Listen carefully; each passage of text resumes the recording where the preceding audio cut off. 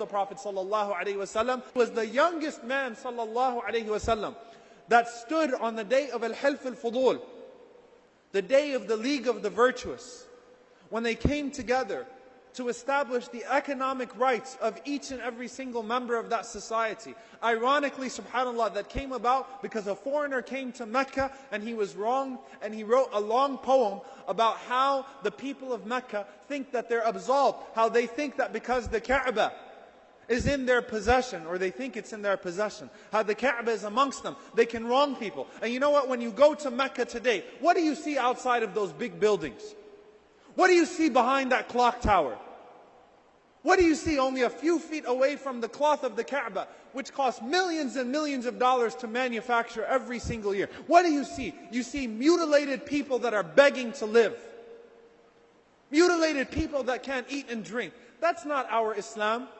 Umar ibn al-Khattab radiallahu ta'ala anhu, when he was asked to change the cloth of the Kaaba, he said the poor people are more worthy of being clothed and being fed than the Kaaba. Because the Prophet ﷺ, he says, Ma atharuki, how pure are you? Ma a'zamuki, how great are you? But I swear that the ard, the honor, the blood, the property of a believer is more sacred to Allah subhanahu wa ta'ala than you. That's not our Islam.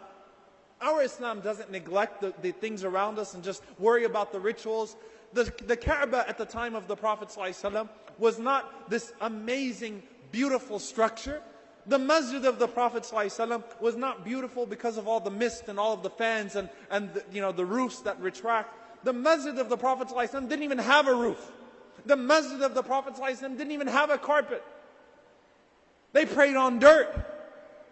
That wasn't what made the masjid special, and it wasn't what made the Messenger of Allah ﷺ special. Before Islam, he was a social activist. The youngest man, what does that tell you about him? He was far beyond his peers. In his 20s, the Prophet ﷺ was standing with the elders of his tribe, putting his hand on the Kaaba and ensuring that the rights of people would be respected. And the Prophet ﷺ said, if I was called to that again after Islam, I would join it. Even with people of shirk, even with people of polytheism, I would join them to ensure the rights of people. The Prophet ﷺ was not a pacifist. Rasulullah ﷺ spoke up. The Prophet ﷺ was an activist. He was a Sadiq al-Amin. He was a man that was trusted. He cared about the dunya of people. And that's why when he stood up ﷺ to call people to goodness in the akhirah, they trusted him. Those that believed in him trusted him because they knew that the Messenger ﷺ was a man that tried to rectify their affairs in this world, so surely he was trying to rectify their affairs in the hereafter as well.